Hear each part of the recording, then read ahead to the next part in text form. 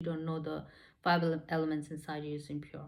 Sunyata will come in and will start destroying it. And then it will loosen. The five elements will loosen. Your mind will loosen. And then boom, you purge it out. So unless you are like this, you're holding on, which we all are, to our five elements, to our mind, to our five senses. It's like this. We're holding on to it. We are grasped by it very strongly. So Sunyata will come and start loosening things up. And you loosen it up. And then you can purge it. And that's how it works. Everything is about tight holding on and loosening it up. It's all about that. Because we are stuck in the five senses. We are stuck in that worldly experience. And we are stuck in this world through our body. Not through anything, but through our own body. Through our mind, through our five senses. We are stuck in this body through that. That's it. That's how we are stuck in this world, through our own body. And so when our body is doing this, Sunyata will come and do that. The demon will come and do that to you. Loosen it up and release it. That's how it works. And sometimes you don't even know what's going on. And you're going through all the spiritual experiences. And for me, when I go through some strong spiritual attacks, I actually go in and do some purification. I pray, I try to repent, like try to bring it out. It's like, what is going on? What did I do wrong? What's happening? I don't know what's happening. And then you try to repent, you try to bring it out, and you do a purification. You try to understand. You start doing the purification, and that helps as well. That further assists in your loosening it up and letting everything go. It further helps in that process. So when they attack me like that, so when they have attacked me in my mind, in my body, they have used the elements, they have used like my environment, they have used my dream, which is like, dream is the mind, but it's also such a different space, because our mind is like, when we interact with this world with our mind, they can hurt me in that sense. They can affect me in that sense. But then when you're sleeping, it's a whole different thing. They just come in and they just interact me in my dream. Like literally, they give me long dramatic dreams. And they are constantly interacting with me in the dream state. So that's another level. That's very deep. And Buddhists actually value the dream state. For me, my dream state doesn't exist. The veil's completely torn off. The dream state alphabet is dissolved, and now my dream is totally open. I don't have a veil between the dream and me. So that veil is lifted off, and then anyone can come in to my dream, give me all these dreams and affect me. But they do that all the time to humans. I've noticed, like, when people come up to me, they're like, I had this dream, I had that dream. And I was like, oh, that's like a demonic attack. But people have that, but it's just that we don't know. But I'm aware, I'm totally open and totally conscious.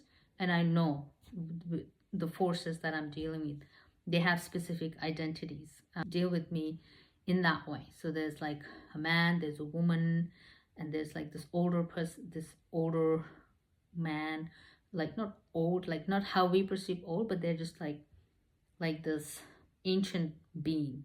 I wouldn't say being like a fallen angel. And it's like this ancient older man. And then you have like this woman, and then you have like this younger man. So they have their different spiritual identities that interact with me, and I know them, and they share the energy. They would share their authentic energy with me, and I know them in that sense. There's like this younger girl as well, and I don't know if she's really young, but there's like this really young girl as well. And so all these different people that interact with me, but also I know that there's this whole group of people that are there that are totally silent, that haven't spoken a single word, but they have seen my whole journey and watched me in detail. So I know there's like hundreds and thousands of people that watch me but haven't spoken a word. So that I know. These different experiences that you have is actually loosening the deeper, more subtle things that you will never do it. You cannot do it on your own, and you will never do it. And in this world, where it is like basically impossible to meditate, because like they will the human body. So when I meditate, what they do is like say if I've closed my eyes and I'm meditating, they'll just open my eyes like that. And it's like, how can I meditate like that? Or they'll make a big sound, or they'll make me laugh, or they'll make me itch. They'll give me extreme scratchy in my throat, and I'll start coughing. Or they'll make me swallow spit. Or they'll just do these things to me all the time when I'm trying to meditate. So they do not let me meditate. Um, and so they're always interrupting me. So it's harder for us to like go really deep and work on ourselves. So, and I think that's why the Vajrayana path is so open, and it's so real, and it's so visceral. It's in your body, it's in your mind, it's in your speech.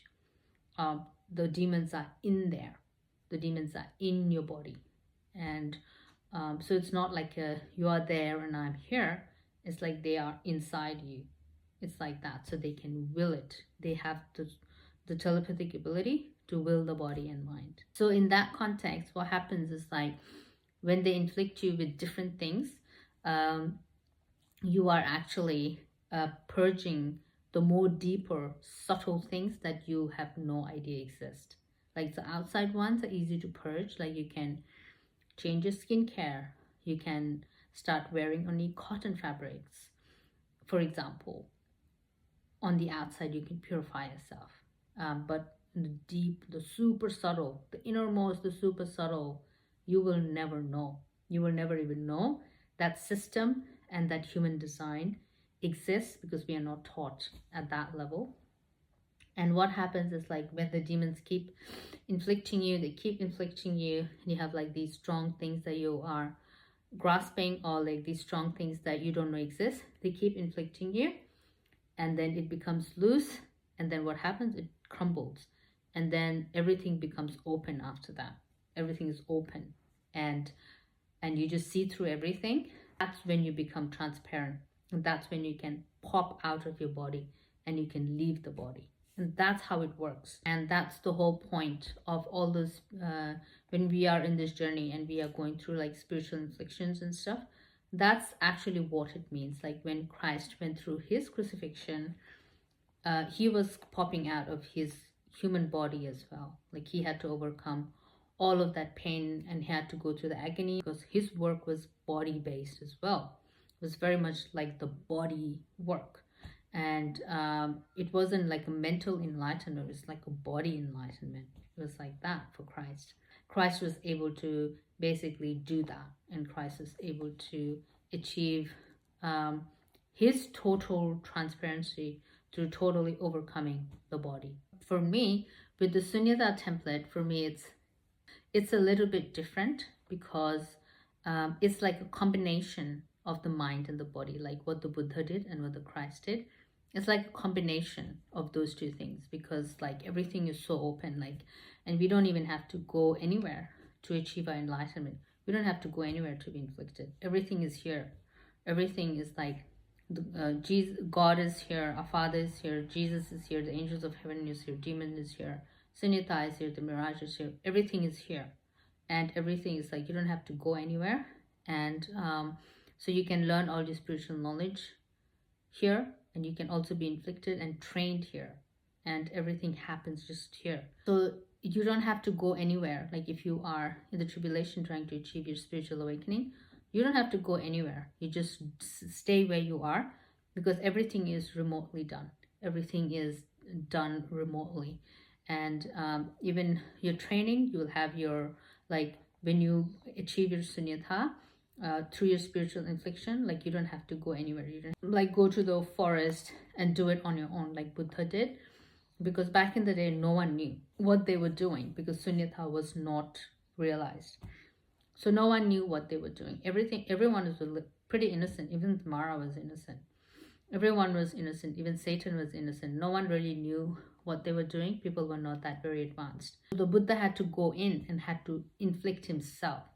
So because no one's going to inflict him, he had to inflict himself, because he was so powerful as well. No one could hurt him. No one could like do anything to him. His body was like so strong, and he was winning like everyone in every sport and in every fight and in everything. Buddha was winning everyone. He was the strongest, the most powerful. But he had to go in and inflict himself. And he had to get to that point where he totally like achieved his sunyata through that. And he had to become basically skin and bones to realize sunyata. And we are going in the tribulation, or I am doing that. It's an aspect of that. It's not directly that, but we are doing it in a different way. We are still going through inflictions, and we are still getting to that point where we are breaking down walls. Like, say, if the Buddha fasted for 6 years and he completely snuffed out everything in his body, that's what it means. To snuff out everything, every feeling, every hunger, every pain, every suffering, every thought, everything the body can go through, he snuffed it out. And he extinguished it totally. And then he realized sunyata. In our world, we don't do it that way. We are doing it in a different way. We are snuffing things out in a different way. Like, for example, when the demon comes into my mind and they start giving me all this fear for no reason, I just snuff out my mind in that way, because I'm like, oh, it's not real. All that fear for nothing, for no reason, like nothing's happened. And they just put it in your body. It's like, oh wow. So it's like when Christ says salt loses its saltiness, it's like that. So I realize it like that. So I don't go and inflict myself like the Buddha, but when the demons attack you like that, you just collapse that. So there are different ways to achieve the same thing, but because no one had achieved sunyata then, Buddha had to do it himself. So he actually did the self-infliction. So he did it to himself. He caused himself the greatest suffering, more than any demon could give him. So he snuffed it out. So it's the same concept for us, to going through mental inflictions and bodily inflictions, and snuffing parts out of ourselves, collapsing walls, and getting to that skin and bone level and just popping out of your body. It's like that. It's like achieving total transparency. That's what it means. And that's what my experience is, and that's what I have been going through. And without achieving your total transparency, you cannot pop out of your body. And what that means literally is like you actually go to heaven. That's what it means. And you are basically a living, walking, breathing mirage, because you achieved your transparency, and you are basically a mirage now. And you exist, but you don't exist. And also, when I go to heaven, I'll actually disappear, and the demons have no access to me at all. So it's that, and it's like a mirage, and it manifests like a mirage, and it does have the mirage qualities, and it will prove itself as a mirage, because once it goes in raptures and goes to heaven, the demons is like, oh, she's gone, she's not in a bedroom anymore, and then she's like gone from this earth, and we cannot chase her. And these things really happen, and these things are real. And it reminds me of like the heavenly system of our fathers. They have that form ability. They have like that ability to manifest things. So they have the form ability. So when Buddhists say gatte gatte para gatte parasam gatte bodhi soha, gone beyond the shore, gone, enlightenment, hell. When Buddhists say that, they don't mean that they are going to rapture and go to heaven. They mean that they are going to go from illusion to enlightenment, from suffering to peace. Like, that's what they are saying. It's like a mental enlightenment. It's conceptual, it's mental. It's like, I want to go from ignorance to enlightenment. That's what it means. But when the heavens say gatte gatte para gatte, when the heavens say that, you actually physically rapture and go to heaven. You cross over. So heaven has that form nature, that form quality. That's what I am seeing. And like Christ, when he came down in his body, he achieved his enlightenment in his physical body, in his form body. So that's how you can understand the heavenly system of our Father. So when the heavens will say Sunyata, the Sunyata is actually manifests. So they have that ability. So it shouldn't be taking form, but it's taking form because heaven can do that kind of work. And that is the heaven of Jesus. where Jesus came from. So they have that form ability. And also, when you see all of these different inventions in this world, such as you have like all the technological inventions like the computer, you have the iPhone, you have like the hologram technology, you have um, all the systems that they have created, like the cars, the airplanes, everything that Satan has created in this world is coming from that form world. It's coming from that, the heaven of Christ. It's coming from there. It's coming from that system. So that's why whatever Satan does, it takes form. So whatever he is doing, he's somehow creating the iPhone. He's somehow creating the internet. It's taking form. The internet is closely related to the human mind, and how the human mind functions. The internet is closely related to that. And somehow he is able to capture that and turn it into an internet. So it takes form. So how I see the hologram technology that Satan's created, how I see that is like he's actually taken the Sunyata form, the mirage, and he's turned it into like a hologram technology. So somehow the heaven has that ability, and Satan is displaying those characteristics. When you look at the world and the things that he is creating in this world, that is imaged after the human body, that is designed after the human body, how the human body functions, and the spiritual aspects, that Satan is actually somehow manifesting those things. He's creating those things. So with the hologram technology that I have given testimony for, like all the disappearing jewelry and stuff, like it's almost like it directly speaks of a Prajna Paramita, when of the Heart Sutra, when it says form is emptiness, emptiness is form. It's so funny because it's almost like, they have their jewelry and their rings, like it disappears, like it appears and disappears. It's like Satan like was able to capture that concept, form is emptiness, emptiness is form, through the hologram technology. That's what it means. That's what Sunyata is. So if you are having a difficult time understanding Sunyata, understanding the mirage concept of Sunyata, you can look at the disappearing jewelry videos that I have made, the 3D AI object disappearing jewels of the elites, the videos I have made. You can look into that, and that directly correlates to form is emptiness, emptiness is form, the classic saying of the Heart Sutra that Satan has already displayed. Form is emptiness, emptiness is form, because the jewelry is taking form and is disappearing, it's taking form and is disappearing.